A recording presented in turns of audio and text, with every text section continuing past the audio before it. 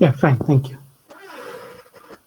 ॐ सच्चिदानन्दरूपाय नमोऽस्तु परमात्मने ज्योतिर्मयस्वरूपाय विश्वमाङ्गल्यमूर्तये प्रकृतिः पञ्चभूतानि गृहलोकस्वरस्तथा ऋषः कालश्च सर्वेषां सदा कुर्वन्तु मङ्गलम् रत्नाकरदौतकलां हिमालयकिरीटिनं ब्रह्मराजर्षिरत्नाढ्यां वन्दे भारतमातरम् महेन्द्रो मलयः सह्यो देवतात्मा हिमालयः धेयोरैवत गोविन्द्यो गिरीशारावतिस्तथा गङ्गा सरस्वती सिन्धु ब्रह्मपुत्रश्च गण्डकी कावेरी यमुना रेवा कृष्णा गोदा महानदी अयोध्या मथुरा माया काशी काञ्ची अवन्तिका वैशाली द्वारकाध्येया पुरी तक्षशिला गया प्रयागः पाटलीपुत्रम् विजयानगरं महत् इन्द्रप्रस्थं सोमनाथ तथामृत्सरः प्रियम् चतुर्वेदाः पुराणानि सर्वोपनिषदस्तथा रामायणं भारतं च गीता षड्दर्शनानि च जैनागमस्त्रिपिटकः गुरुग्रन्थस्य ताङ्गिरः एष ज्ञाननिधिश्रेष्ठः श्रद्धयो हृदि सर्वदा अरुन्धत्नसूया च सावित्री जानकी सती द्रौपदी कन्नकी गार्गी मीरा दुर्गावती तथा सुभाषप्रणवानन्दः क्रान्तिवीरो विनायकः तक्कारो भीमरावश्च फुले नारायणो गुरुः सङ्गशक्तिप्रणेतारः केशवो माधवस्तथा स्मरणीया सदैवैते नवचैतन्यदायकाः अनुक्ता ये भक्ता प्रभुचरणसंसक्तहृदयाः अविज्ञाता वीरा अतिसमरमुत्तश्च रिपवः समाजोदातारा सुहृदकरविज्ञाननिपुणा नमस्तेभ्यो भूयात् सकलसुजनेभ्यः प्रतिदिनम् इदमेकात्मता स्तोत्र श्रद्धया यः सदा पठेत् स राष्ट्रधर्मनिष्ठावान् अखण्डं भारतं स्मरेत्. Bharat Mata ki jai. Thank you, Shraddha. It was a good recitation, especially the last 30 to 33 shlokas. Thank you. Now let us start with today's personalities. So first presentation is by Aryan. Aryan will present on Panini. Yes, sir. Please go ahead.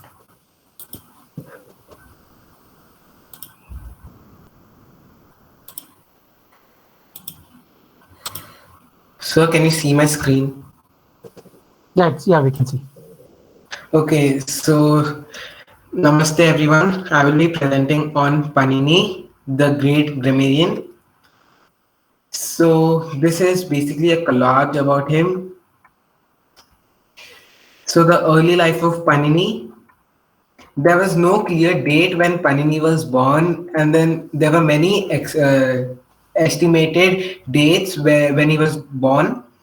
A German historian, von Hinüber, told that he lived around the mid of 4th century, but the ancient text said that he lived either in the 5th or the 6th century. Greeks tell that Panini was after Alexander the Great, but Panini used a term called Kumara Sramana, which means Buddhist nun. So the Buddhist people claim that Panini was after Lord Buddha.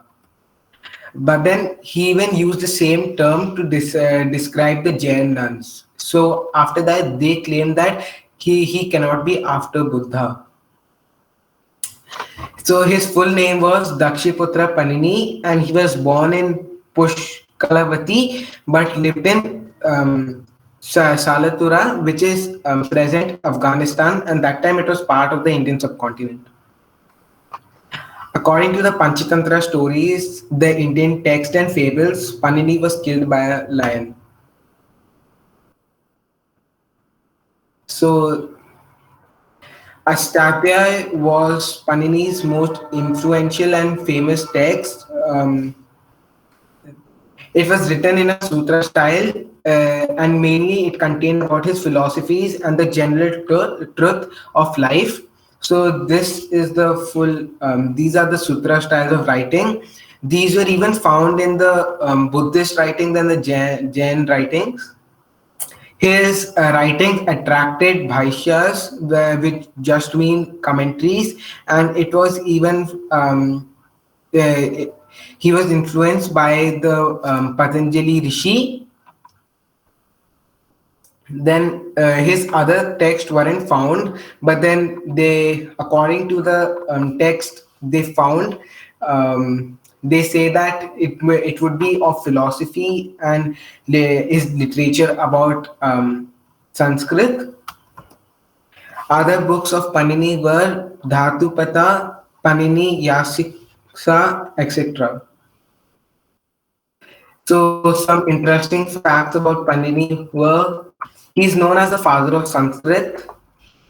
His text gave the scientific theory of phonetics, phonology, and morphology. Panini was known as the founder of Sanskrit and its literature. The term Sanskrit means complete or perfect. It is a modern computer language. Sanskrit is used as a modern computer language, but when I first heard this, it was shocking for me that how can a old language be a computer can be used for computer languages.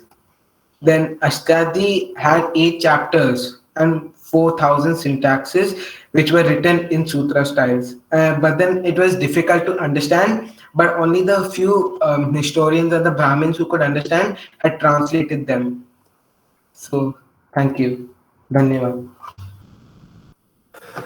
Thank you, Arya. That was a good presentation. Just to add a few points here to what Aryan mentioned. So whenever we mention a century, okay, or a year, so it has to be, especially when we are talking about our ancient history, which is whether it's Chanakya, Chandragupta, or the Pandini, or any other rishis, we have to be clear whether it is going to be whether it is a BCE or a CE. So the earlier it was referred as AD or BC.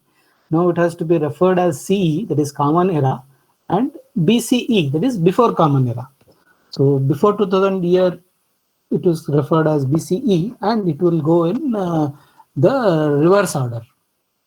So when we say 6th century BC, the 6th century BCE is coming earlier than the 5th century BCE. But if you come to the Common Era, it is 5th century will come first, and then 6th century will come later. So this has to be clearly mentioned when you are mentioning the year, especially when it is BCE. Okay, sir. Okay. And another point was that Sanskrit is the best suited language for computer.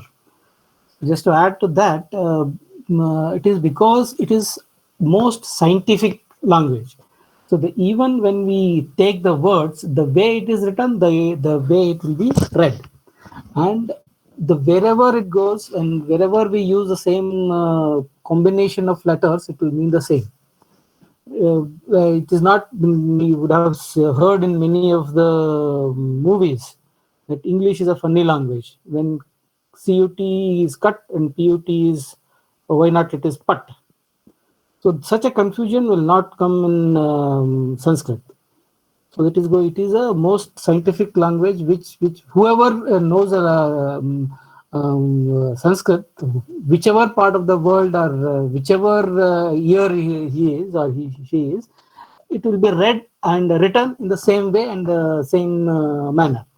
So that is the reason it is most suited, because it is scientific. So it is most suited for any of the scientific, including the computer. That is the reason it is mentioned like that. Okay, sir. Okay, thank you, Arya.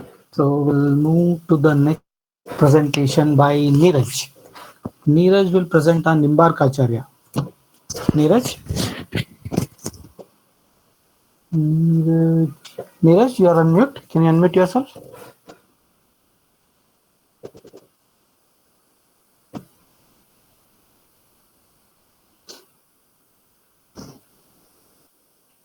So actually, I was just Here now. I just joined Okay. today actually. Fine, fine, fine. So you can prepare and we will come back to you in some other next sessions. Is it fine? Okay. Yes, sir. Thank you, Neeraj. So we'll So move to the which next. one? So which one? Nimbark Acharya. Okay, sir. In that ebook that I have sent, you will find the details. Based on that, we can prepare, or you can add anything extra from somewhere else. Okay, sir. Thank you. So next presentation is from Mrinal. Mrinal will present on Kamban.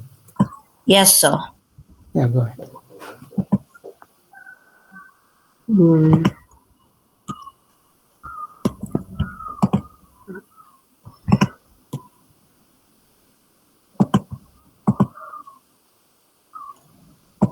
So can you see my screen? Yeah, Mrinal, you can see.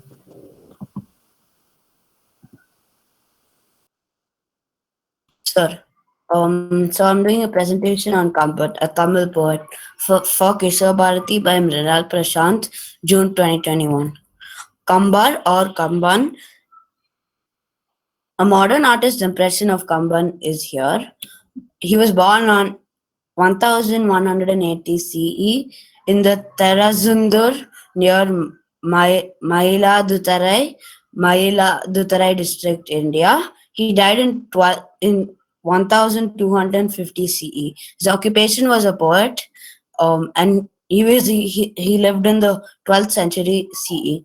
Notable works: Kamba Ramayanam, released in Tiruvarangam, South India, Tamil Nadu. Kamba Ramayanam. Ramavataram was popularly referred to as Kamba Ramayanam. It is a Tamil epic that was written by the Tamil poet Kambar during the 12th century, based on the Valmiki's Ramayana, which is in Sanskrit. The story describes the life of a king, Rama of Ayodhya. However, Ramavataram is different from the Sanskrit version in many aspects, both in spiritual concepts and in the specifics of the storyline. This historic work is considered by both Tamil scholars and the general public as one of the greatest literary works in Tamil literature. Kamba Ramayana Mandapam at the Ranganatha Swami Temple, Srirangam, the place where Kamba is believed to have first recited the epic, covering 11,000 stanzas. Saraswati Andadi. In place of Hindu goddess Saraswati, Sadagopal Anandadi. In praise of the Vaishnava saint Namarvar, Silayurupatu. In place of the 11th century Pallava king Karunakara Tondaiman. Tirukkai Varakkam Erayupatu 710 Kangai Puranam. Mangala Varatu, a lengthy song composed by Kambar, is usually sung on the wedding of the Kongu Vellalar community. In that wedding ceremony, the brother of the bride and the sister of the groom play significant roles. Kambar Veetu Kathukarum Kattutariyum Kavi Padum, meaning even an inanimate loove in Kambar's home will pen a poem. Story. Poet Amabala Somasi Pulavar, ego is explained, a housemaid, telling her job story of work while she sings a song. The poet couldn't understand and his ego vanished. Kamban is a father of Ambika Pati. Most Tamil people know about the Ambika Pati Amaravati story, similar to Romeo Juliet story of Shakespeare. Kambar's tomb famous in Natarasan Kotai. धन्यवाद. Thank you, Mrinal. धन्यवाद sir. We'll move to the next presentation by Jayapriya. Jayapriya will present on Basaveshwara. Yes, sir. One second.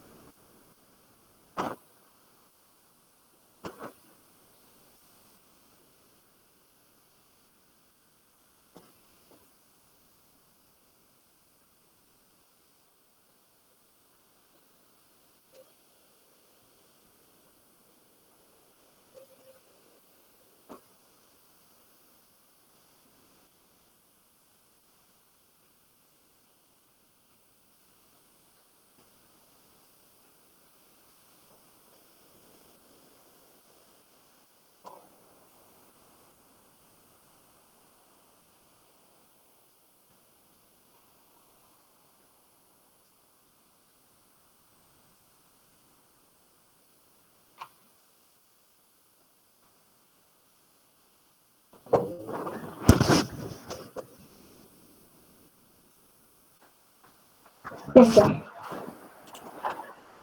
Yeah, go ahead. Myself Jayapriya Abhijit. Today I'm going to speak about Basveshwar, the founder of Lingayat caste. Mahatma Basveshwar was a 12th century Indian statesman, philosopher, poet, social reformer, and a Lingayat saint in Shiva focused bhakti. He was born in Basvanna Bhagewadi in Vijaypura district, Karnataka. He was the son of Madarasa and Mother Madalambike. He is a Hindu Shaivite, social reformer. During the region of Kalyani Chalukyas and Kalachuri dynasty. He was active during both rules, but he reached the peak of influence during the rule of King Bajila II in Karnataka. He spread his social awareness through his poetry, popularly known as Vachanas. Some of Basava's books, The Lord of Meeting Rivers, devotional poems of Basveshwar, Basavanna Vachanagalu. He wrote 958 Vachanas in a language understandable by a common man. The view of Basava on rituals. Blind faiths and beliefs among people laid down a foundation of a caste system. Basava left his parents at the age of 12 years and went to Kudala Sangama for studies. Basava did not believe in rituals and he denied his family custom. He rejected gender discrimination, superstitions, and rituals. But he introduced Ishtalinga necklace with the image of Shivalinga to every person regardless of his or her birth, to be constant reminder to one's bhakti to Shiva. Basveshwar fought against the injustice and inequality in society, especially against the inhuman caste system. He spread his social awareness and preached about equality of all human beings and complained of untouchabilities. His teachings and verses such as Kayakave Kailasa became popular, meaning work is worship. In his every end of Vachanas, he concluded with the name of Purala Sangamadeva. One of Basava's Vachanas, Kalabeda Kulabeda, Husiya Nudiyalu Beda, Muniya Beda, ಅನ್ಯರಿಗೆ ಅಸಹ್ಯ ಪಡಬೇಡ ಇದೇ ಅಂತರಂಗ ಶುದ್ಧಿ ಇದೇ ಬಹಿರಂಗ ಶುದ್ಧಿ ಇದೇ ನಮ್ಮ ಕೂಡಲ ಸಂಗಮ ದೇವನೊಲಿಸುವ ಪರಿ Kudala Sangama Deva. Here this poet describes this vachanas. Don't lie, don't get angry, don't shame for others. In his every end of these vachanas, he concluded with the name of Kudala Sangama as shown in this vachana. He lived for 62 years and Basavanna was murdered because of his struggles for a casteless society. He died in Kudala Sangama, a pilgrim for Lingayats where two rivers merge and flow in Bagalkote district, Karnataka. Thank you. Thank you, Jayapriya. It's a good slides and presentation. So with this, today presentation from your side is not there. So I will present some of the personalities. So we'll have some session interaction on the personalities, which are earlier shlokas, which were left out. So we'll cover them today. I will share my screen. 1 second.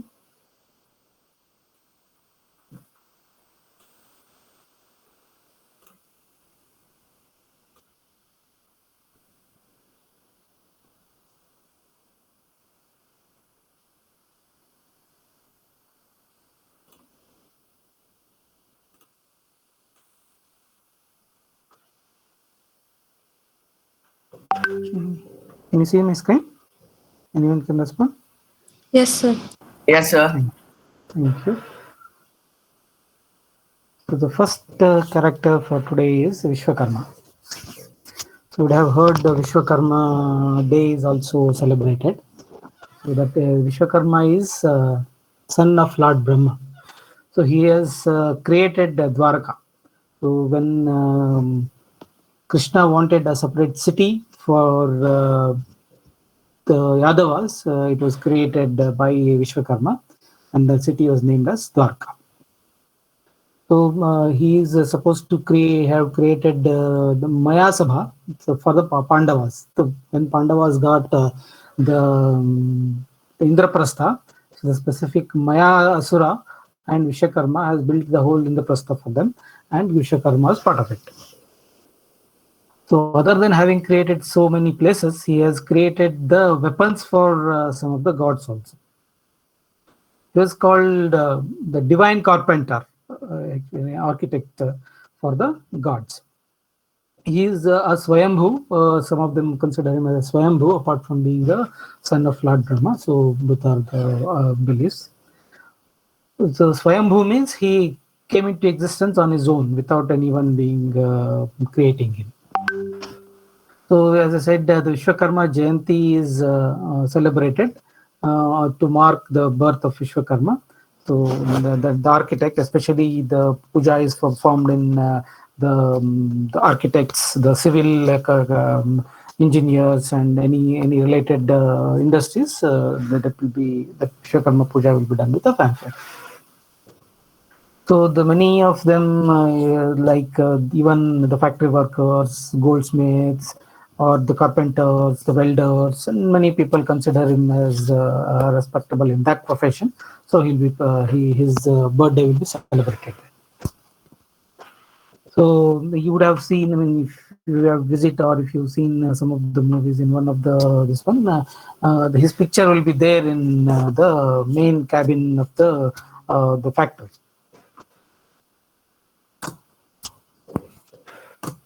Okay. So with that, we'll move to the next character for today, that is Prithu.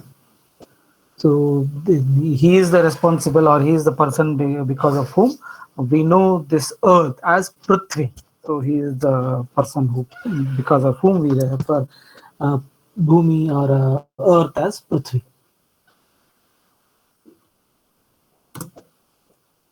So Prithu was son of King Anga. So King Anga, the Prithu, is belonged to the Dhruva clan. He is in the descent of the Dhruva. You heard of Dhruva about, we had a session sometime back by Vedika in this one on Dhruva. Yes, sir. How the Venu, the King Anga, didn't had a son, so he did an yajna to have a son. So with that yajna, he was blessed with a son called Venu. But unfortunately, that son of King Anga, Venu, was a very bad person. He troubled the civilians as well as rishis. So with this nature of Venu, the King Anga got very much upset. So he left the kingdom without planning to return. So after King Anga left the kingdom, so Venu became a king. So even before becoming a king, he was so much troublemaking for the civilians and rishis. So after becoming the king, there was no control for him. So he was become even more deadly for many people. So with this, the people worshipped Lord Vishnu to save them from the atrocities of Venu. So on the advice of them, the Vishnu thought something has to be done, otherwise the whole earth will become full of negative people. So then, so what happened? The Venu didn't had a children. So after the rishis could not tolerate him, so then Lord Vishnu came and killed Venu. So now, because Venu didn't had any children, the kingdom became the kingless. It has become anarchy. So at least earlier, only one person controlled atrocities were there. Now, whoever was intention to have a negative things, they were doing atrocities everywhere. It was uncontrolled atrocity. So then all the rishis again came together, and they thought they formed the body of Venu. So they did some pujas, and they rubbed the body of Venu. From the body of Venu, two persons came out, one man and one woman. The man was called Prithu, the woman was called Archis. So they were the avatars of Lord Vishnu and Lord Lakshmi. So they came in the form of Prithu and Archis. So by the time Prithu, till the time Prithu grown up, the anarchy was still going on, even though he was born, but being a child, the kingdom was an anarchy. So by the time Prithu grown up, he was crowned as a king of that country. So by that time, the atrocities of negative people was so much that the nature has taken back all the resources. So people are not having the proper rains, proper foods were not grown, and the air was polluted, and many such things. So because of that, the suffering of the people was very high. So then after the Prithu became king, the gods were happy, the people were started believing him, and he started controlling the people, and he started all punishing the negative people, and by that time the people were getting happy. And the many people gave gifts to Prithu after being such a good person. So even not only the humans and the gods, even the mountains, rivers, animals, birds, and they also gifted something to him. So even after getting so much praise, he was not become what you say ahankara. He didn't get the garva. So he still was humble. So king then by the time thought, so the people are so much in a trouble. Still that hunger is there, thirst is there. So because the Mother Earth has taken back all the resources, so people are not getting them abundantly for there to rejoice. Then the Prithu became very angry. Then he shot an arrow to the earth with that anger. So by that, the Mother Earth could not tolerate that arrow.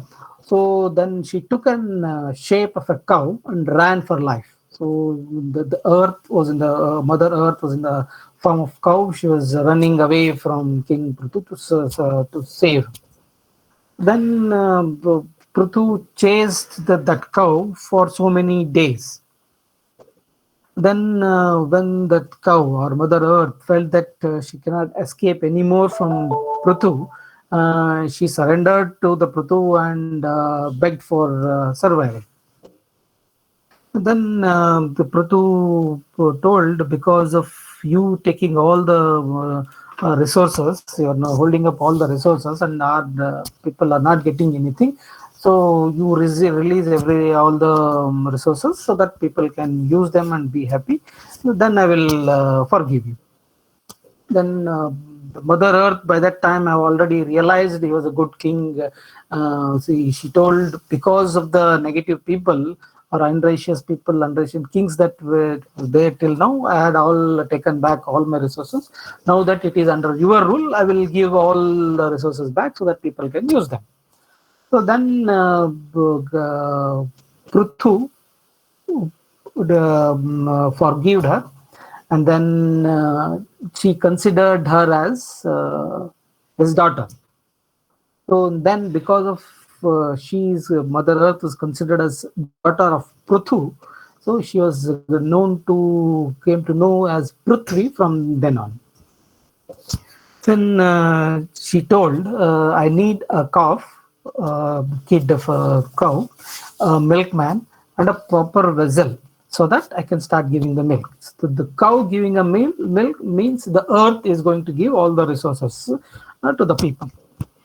So that's how the earth started becoming normal, and people started becoming happy by getting all those resources. So this is the details about the Prithu and how Bhumi started being called as Prithvi. So with that, we will move to the next personality for the day, that is Valmiki. So you all know that Valmiki was the author of Ramayana. So that is the famous. There are many Ramayanas. This is one of the famous and considered to be the original written by the Valmiki. So he has given refuge to Sita when she was sent away from the kingdom. So when before even Sita came there, when Rama and Sita and Lakshmana were in exile, exile for 14 years. Then also the Valmiki has welcomed them to his ashrama, and he only have suggested them to have a hut or a hermitage in the nearby a place called what is that? What is that one? Chitrakuta, where they formed the first hut for staying in the forest life.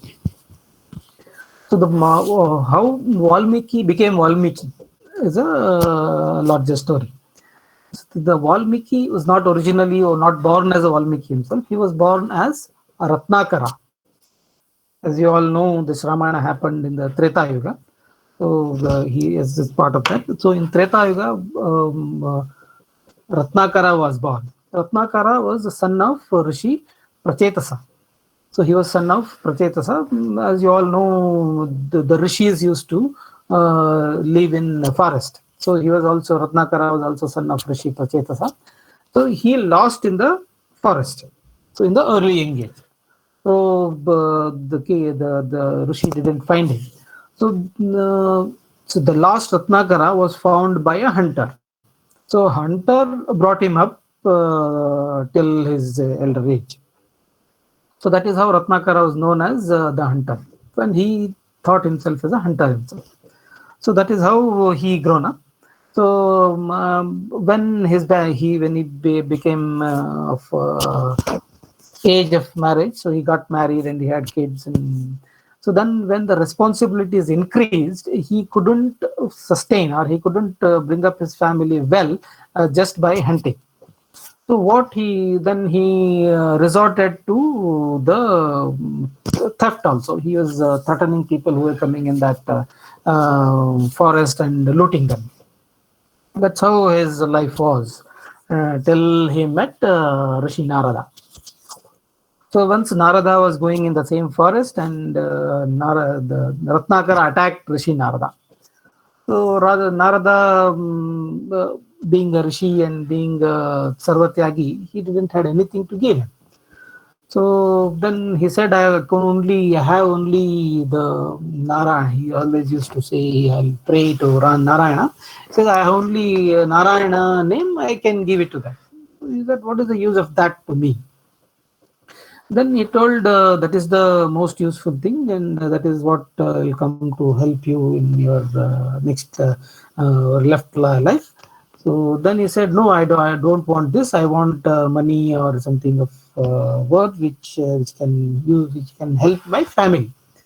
So then Narada said, you are helping your family by looting others. So is your family take part of your sin, because you're doing a sin to earn something, whether and that is you're saying it is for the family. Will your family take part or share that part of the sin? Thing is, they are my wife, kid, and my father and the parents. They will take that. So have you ever asked them? Ratnakara said, no, I have not asked, but it is understood. So then Narada insisted, you better ask them once. Why assume something? So he told Narada, don't run away. I will come back. If you run away, I will find you somewhere. So then Narada said, I will not go. So then Ratnakara went back to home and asked his parents, his wife and kids, and this is what I am doing to take care of you, the hunting, the killing of animals or looting the people, these things. So one of the sage told me that I will get sin because of this. Will you share that part of the sin? They said, as a head of the family, it is your responsibility to take care of us. How you take care, it's your problem. Whatever comes out of it, you will have to bear. We will not bear. So by getting that answer, Valmiki or Ratnakara was shocked. So with a heavy heart, he comes back to Narada and tells him, this is what I heard from my family members.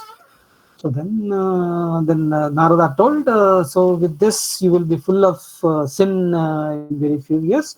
So you better leave that and just start chanting the Narayana. No, Narayana is in the form of Rama. You start chanting Rama and be the Ram Bhakt. So then Ratnakara's heart turned. So he became Ram Bhakt and he turned a saint. So the Narada gave him the name. The Narada told him, so you keep on chanting the Ramanama till I come back, and then I will tell you what to do next. So then Narada went, and the Valmiki started chanting Ramanama till Narada came. Many years went. It's not a single day or a single year. Many years went, and Ratnakara was meditating, and as you all know or as you have seen, so when there is something not moving, especially in forest, the ants start building their home, so which is called ant hill. So because he was meditating so deeply and he was not moving, so ants built a home around him. So in Sanskrita, that ant hill is called as Valmika. So as he was completely covered by that Valmika. When Narada returned and the Ramanama was coming from that anthill, so he called him Valmiki because he was inside Valmika. He referred him as Valmiki, and with that name he became famous. So the Valmiki made his ashrama on the banks of river Ganga, and with the preaching of Narada, the Valmiki grown up to become a Maharshi. So that story of Lord Rama and everything was came up. He got that blessing from Brahma that he will come to know whatever happens in the life of Rama. Valmiki will come to know. That is how he has written Ramayana, by sitting in his ashram. Wherever Rama goes and whatever happens around him is known to Valmiki, and with that powers, he could write the Ramayana. So that is how the Lord Rama, when he was starting from when the Lord Rama came to him in the exile, till Sita came to his ashrama and Lavakusha was born there. He was throughout that path. He was with Rama, and that's how even the Uttara Ramayana, many of the Ramayanas stop once the Rama was crowned as a king. That is Pattabhisheka, Rama Pattabhisheka happened. So most of the Ramayanas stop. But there is a Uttara Ramayana, which I think only the Valmiki has, which is most famous. That is even goes beyond the Rama Pattabhisheka until the Lava and Kusha came back to Ayodhya and became the Yuvarajas. That is the story of Valmiki. So with that, we will go to the next topic for the next personality for the day. That is Nayanmars. So last time Srihari covered about Alvars. So similar to Alvars, Nayanmars are also part of the Tamil history. So where they are contemporaries of Alvars, the same the century or the same period, the Nayanmars and Alvars were there. So they both contributed to the Bhakti movement in the south part. In the North Bharata, in the Uttara Bharata, you hear many names. In the southern Bharata or in the Dakshina Bharata, you hear Nayanmars and Alvars along with many others. The Nayanmars were 63 saints. But one particular individual is not referred as Nayanmars.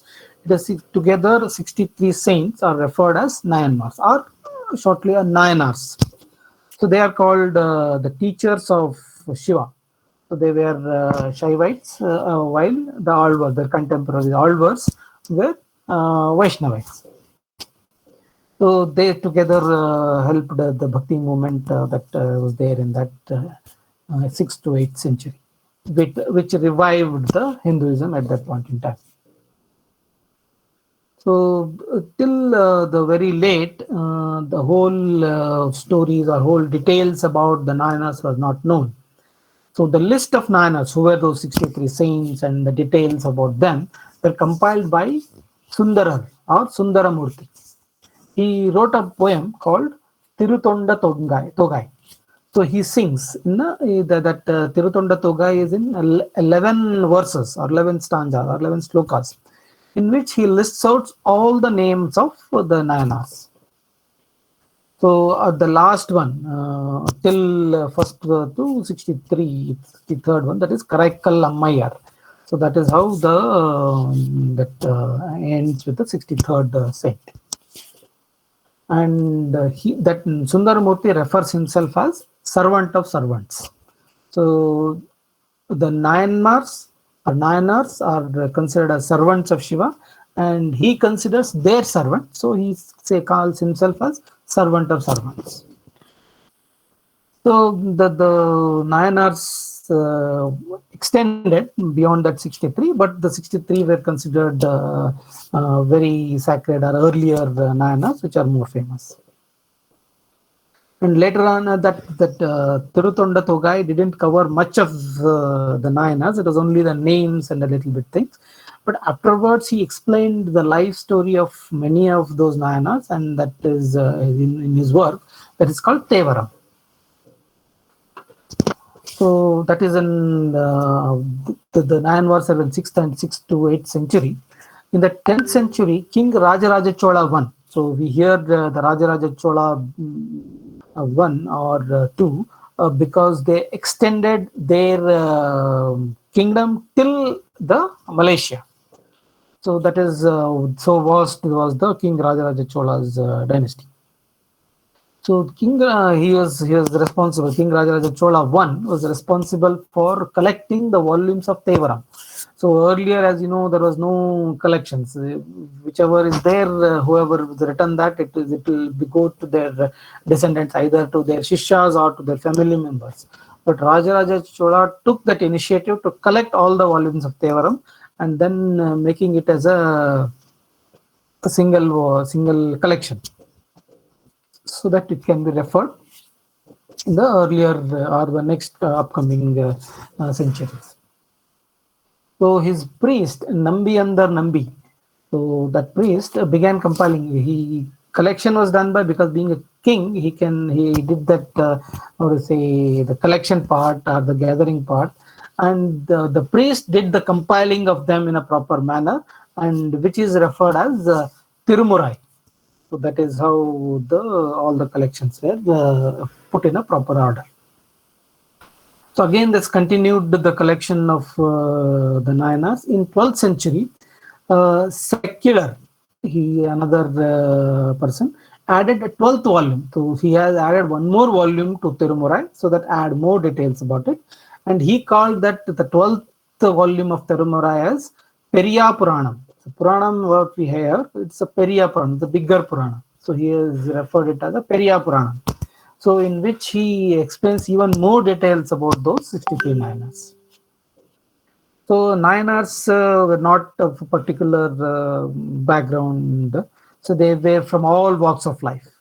They were the Channas, Vanniyars, Vellalas, Idayars, Kurumbas, Tevars, Brahmins, Washermen, Harijan, all walks of life, all people were there. So that is the reason all Nayanars as a together got acceptance throughout the society, because they come from all walks of life. So they were very much contribution to the Bhakti movement in that age. Okay, so this is about today's personalities that we have covered, few from your side and few from my side. So you have any queries from today's any of the personalities, if you got any curiosity or any doubt? Anyone?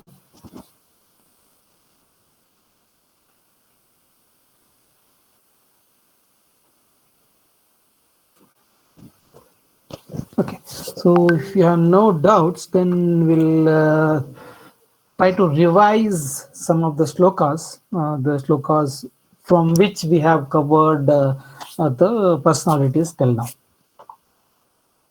I will just present the PPT so that you can read and we can hear them, so that when we hear in a sloka form, we will try to recollect them in what group they fall in and how they are referred, so that will make it easier for you to understand or recollect the names.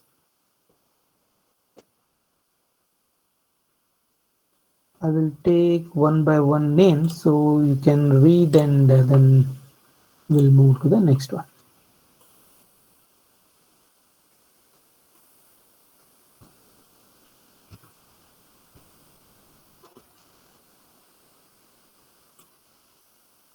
Victor Krishna, can you read the sloka? Sir? Can you read the sloka which is visible? Yes, sir. Which one? The first one and the second one, sir? Yeah, both together. Arunanda Sada Nansya Cha Savitri Janaki Sati Draupadi Kannago Gargi Mari Durgavati Tata. So this is the first sloka in the great personalities of Bharat. So which talks about Matru Devata, or which mentions about Matru Devatas. So just listen to the proper tune. अरुन्धत्यनसूया च सावित्री जानकी सती द्रौपदी कन्नगी गार्गी मीरा दुर्गावती तथा. Okay. So we'll go to the next one. Who can read Kannada? So can I read? Yeah, Pranav, go ahead. Lakshmi Rahalya Chandamma Rudramam Vasuvikrama Nivedita Sharada Cha Pranamya Matu Devataha. Good. So this is the second or extended sloka, which covers again the Matu Devatas. Lakshmi रहल्या Channamma रुद्रमाम्बा सुविक्रमा Nivedita Sharda च प्रणम्या मातृदेवताः. Okay, the next one, can somebody read? Dhruti, can you read it? Yes, sir. Sriramo Bharatah Krishno Bhishmo Dharmasthatharjunaha Markandeyo Harishchandra Prahalado Narado Dhruvaha. Good. So this is the shloka in which we start our Mahapurushas from Puranas. Shri Ramo Bharatah Krishno Bhishmo Dharmasthatharjunaha Markandeyo Harishchandra Prahlado Narado Dhruvaha. So the next one, the continuation of Mahapurushas from Puranas. Who can read Kannada? Hare Krishna. Yeah, go ahead, sister. Go ahead, sister. Hanuman जनको व्यासो वशिष्ठश्च शुको बलिः तद्दीची विश्वकर्माणो पृथुवाल्मीकि भार्गवाः. Good one. Hanuman जनको व्यासो वसिष्ठश्च शुको बलिः Dadhichi विश्वकर्माणो पृथुवाल्मीकि भार्गवाः. We'll go to the next one.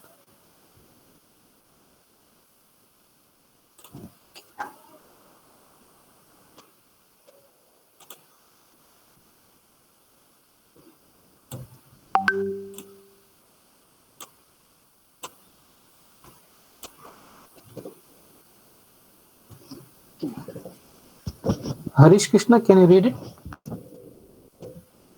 Yes, sir. Yeah. Bhagirathi Sachay Lavyo Mandura Navna Taristata Nishibischa Rani Dvesha Purano Dagita Kitrayaha. So this is again the third the extended sloka for Mahapurushas from our Puranas. We listen to the proper version of in the proper tune.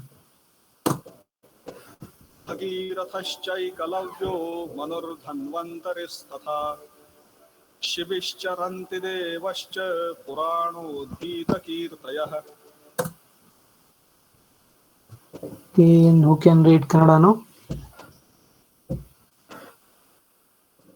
Jayapriya, can you read it? Yes, sir. Buddha Jainendra Gorakshah Paniniश्च Patanjaliः Shankaro Madhva Nimbarka Shri Ramanuja Vallabhav. Nice one. So this starts with this sloka is starting from our the saints which are in the recent history that we hear.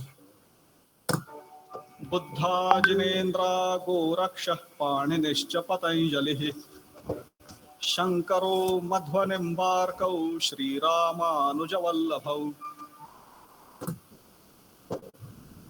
This is the continuation of the saints from our history.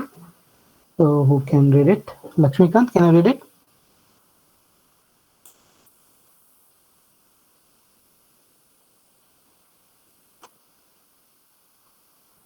Okay, Mridul, can you read it?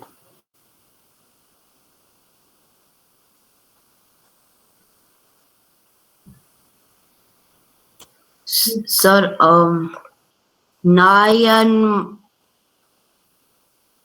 So first one, start with Julelal. Julelaloth Chaitanyah Tiruvallavarastha Tha. Continue that. Nayanmara Lavarascha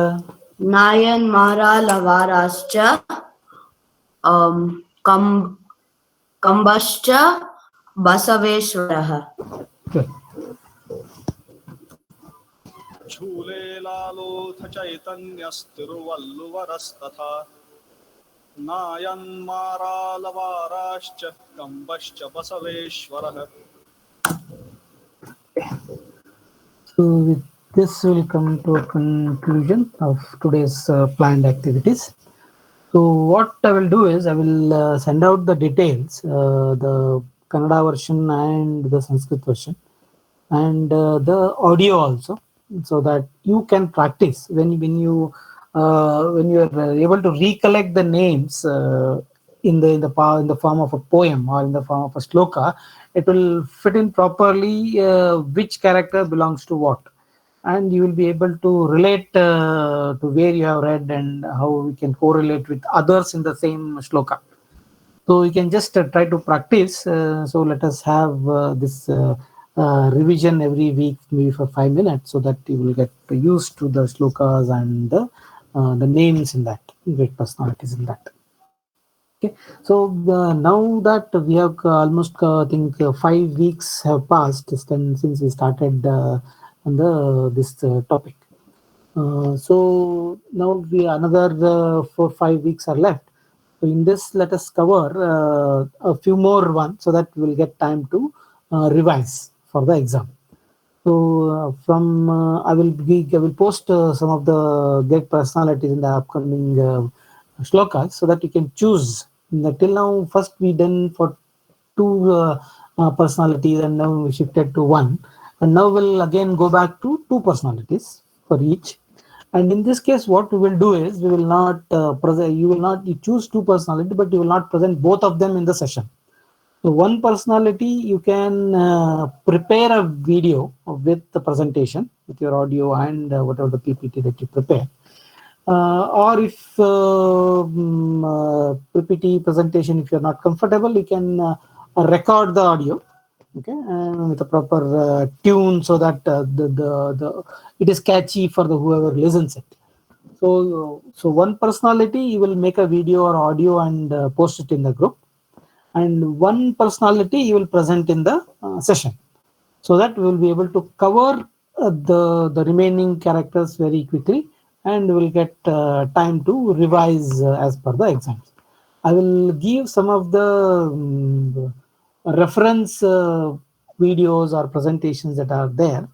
Okay, and then you can refer them, and how you can improve your presentation or a video or audio that you can plan, and then we'll take it from there. Anyone have a query on how to make a video or audio? So both should be submitted by Sunday, right? Not both. One you will present, you will submit it by next Sunday, and the one you will present it in the Sunday. Okay. One will be part of the session, one will be an offline. Clear, Srishti? Yes, sir. Could we also do it like how we did it last time, like for Lakshmi Cycle, like, or should it just be PowerPoint? Correct. Like last time, what you did, same. Or if you have any improvements over that, then you can implement those improvements. Okay, sir. Thank you. Okay. So if you have any queries, let us take. Otherwise, we'll move to the closure with Shanti.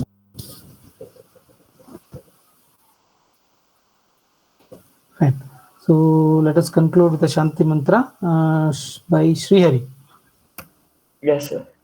Yeah. After the Shanti. सर्वे भवन्तु सुखिनः सर्वे सन्तु निरामया सर्वे भद्राणि पश्यन्तु मा कश्चित् दुःखभाग् भवेत् ॐ शान्ति शान्ति शान्तिः धन्यवाद. धन्यवाद सर. धन्यवाद सर.